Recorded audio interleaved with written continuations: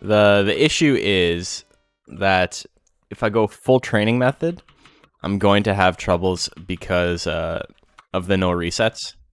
But I think occasionally we can get away with it. So we need taffy.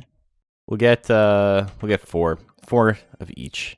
So a big way this game differs from Monster Rancher 1 or from Monster Rancher 2, and part of the reason why it's so easy is that you can just feed your monster unlimited items per week. So that means that you can feed it like a nuts oil and a mint leaf every single week, meaning that you don't need to keep track of anything. I don't have enough money for that right now, but eventually I will, and then that'll be super simple once I do. Okay, so once again, we got 200 skill, 200 speed. Power is going to be kind of a pain to raise up, but other than that, I think we're okay. We can make them mostly defensive, and then we can focus on withering, I think. We're going to mine. You got this. He's pulling rocks into the mine. I don't know if that's how mining works, but we'll do another hunt. There we go. He's tired. Exactly. You got it. You know what you're talking about.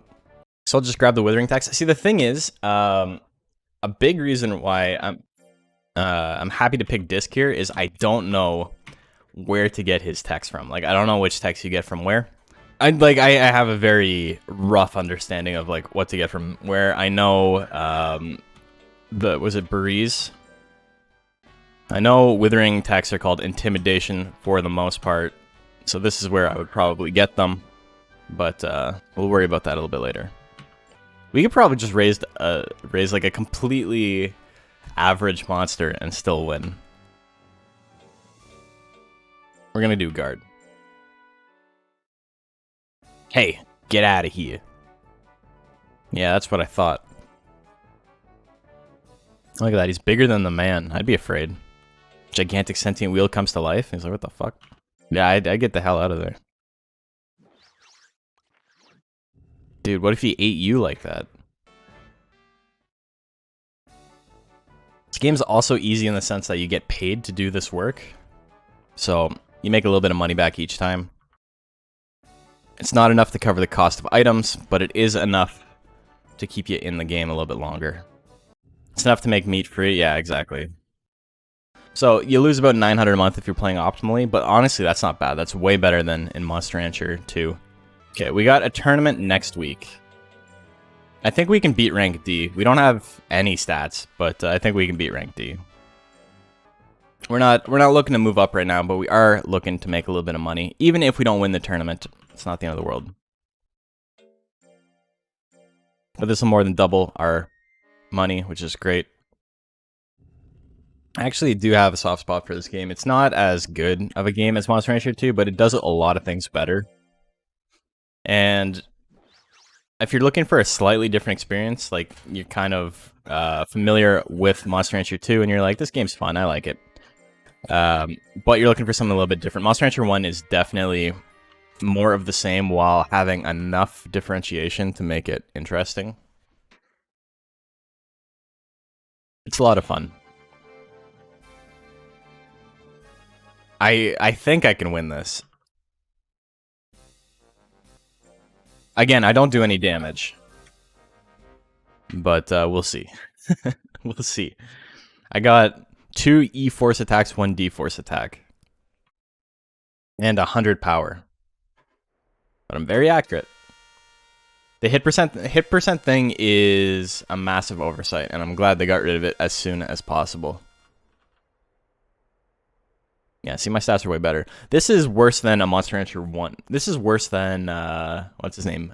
Heracix.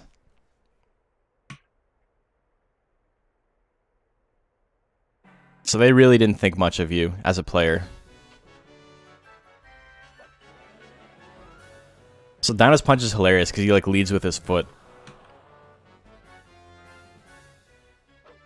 Ooh, big tackle miss. You hate to see it, but you love to see the flip assault. Little baby hits. We got it. Oh, he's got bite though. Gotta watch out for bite. It's got 22% chance to hit. You got a lot of guts.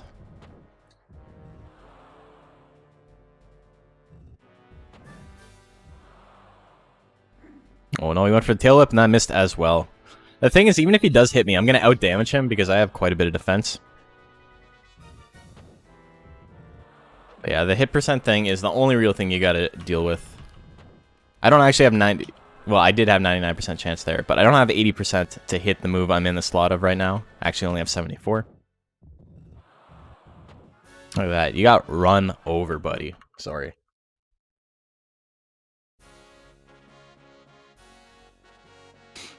The really difficult part about this run is going to be getting techniques.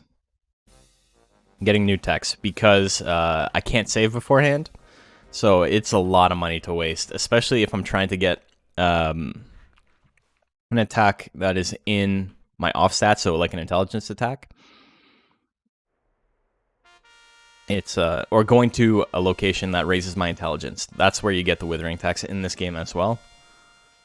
Also, let's hear it for the fat and skinny models staying in the arena. That's the thing that's missing in Monster Rancher 2. Obviously, on the ranch, you can see if your monster gets fat or skinny, but they don't carry it over to the arena. But they do in Monster Rancher 1. So this is a fat-ass tiger. Look at that belly. A little chonker. Skinny affects your stress more easily, and fat affects your fatigue more easily. I do believe in Monster Rancher 1. I know it's like that in some of the advanced games too. It's not like that in Monster Rancher 2 outside of battles. Battle's the only thing that being fat is a negative on. Okay, we got 7 seconds left. We're just swinging. We're swanging. We got sword. We don't care. We got flip assault. Run down the clock.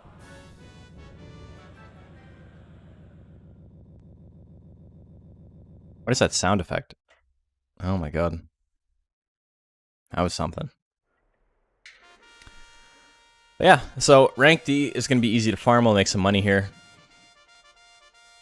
Also, another thing I'm a really, really big fan of in Monster Rancher 1 is how different the babies and the adults look. It's not just getting bigger like they do in Monster Rancher 2. They have different models.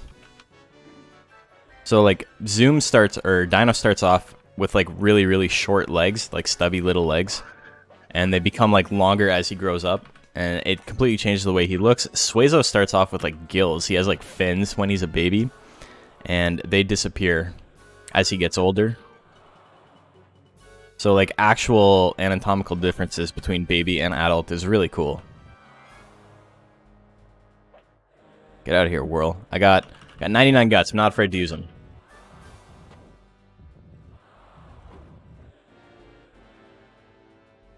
Get out of my face. I'm winning slightly. 17 seconds left. Got it. Swinging. Time to start just swinging.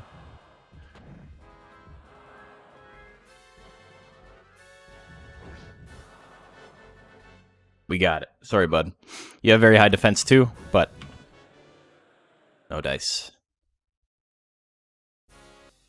Sword having plus 20 hit for 12 guts is pretty funny. Yeah, it's wild, man. It's actually so stupid. The good thing about Sword is its animation time. There's so many moves in Monster Rancher 2 that are useless, even though it's like very low cost, very accurate text that have a really long animation time and kind of completely destroys any sort of goodness that the move would have otherwise, like Jealous Top.